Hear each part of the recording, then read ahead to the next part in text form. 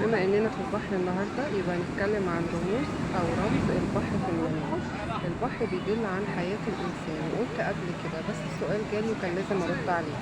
البحر لو هادي يبقى تعرف ان حياتك هتكون هادية الفترة القادمة، انما لو شفت موج عالي قوي يبقى كده هيحصل تقلبات في حياتك، هيحصل احداث كتيرة في حياتك.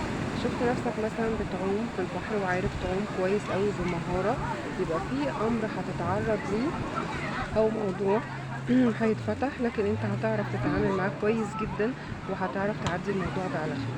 شفت نفسك بقى مش عارف تعوم، شفت نفسك بتغرق، شفت نفسك واقف في وسط البحر، يبقى تعرف ان الموضوع بتاعك ده مش هتعرف تتعامل معاه كويس. ويمكن شفت مثلا كمان حد بيساعدك، يبقى في حد هيتدخل او هتطلب المساعدة من حد عشان يساعدك في موضوعك.